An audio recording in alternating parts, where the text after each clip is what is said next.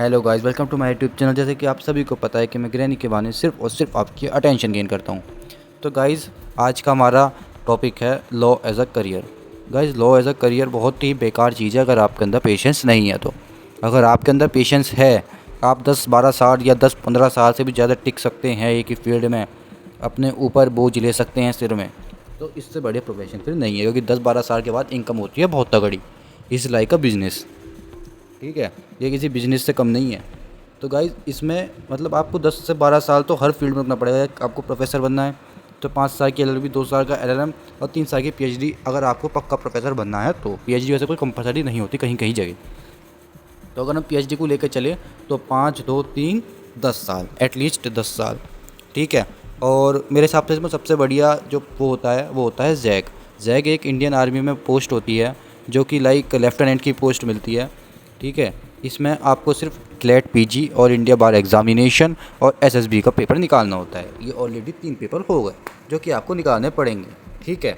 ये मिनिमम है भाई, पेपर इतने तो निकालने पड़ेंगे। अगर आपको प्रोफेसर बनना है तो आपको नेट यूजी का पेपर निकालना पड़ेगा, ठीक है, जब आपको प्रोफेसर बन पाओगे।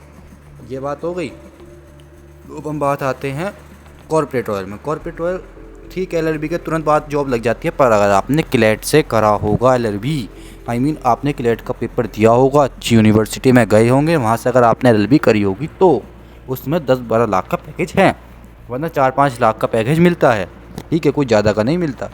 और रही बात गाइस कि कॉर्पोरेट ऑयल बहुत अच्छी जॉब है, तो ऐसा तो नहीं है। लाइक उसमें इंसान का कुत्ता बना देते हैं। ये मैं ऐसे नहीं बता रहा, मैं पिछले 3-4 दिनों से यही काम कर रहा हूँ, नॉलेज ले रहा हूँ कुछ नहीं, बल्कि 3-4 दिन में नहीं ज़्यादा हो गया होगा, क्योंकि मैं खुद करियर बनाने की सोच रहा था।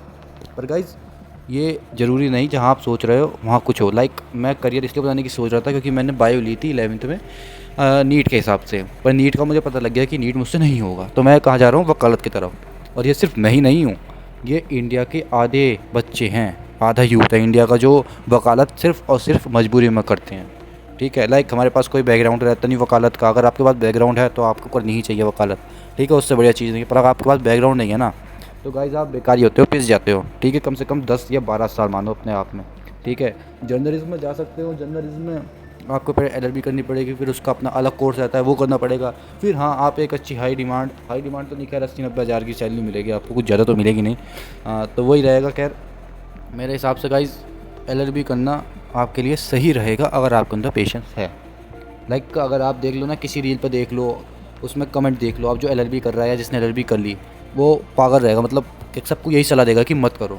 खैर ये एलएलबी की बात होती है तो हर फील्ड में कोई भी इंसान अपने फील्ड को कभी खुश नहीं हो पाया, ये तो जीवन का सत्य है, ठीक है।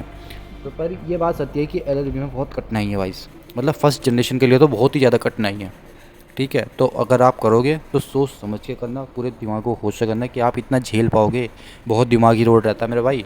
10-10 साल तक तो लोग कुछ कमा भी नहीं पाते शुरू के, 10-12 साल का एक्सपीरियंस लेने के बाद कमाना शुरू करते हैं, ठीक है। तो बिल्कुल अगर सोच हो तो फिर लेना भाई, ठीक है।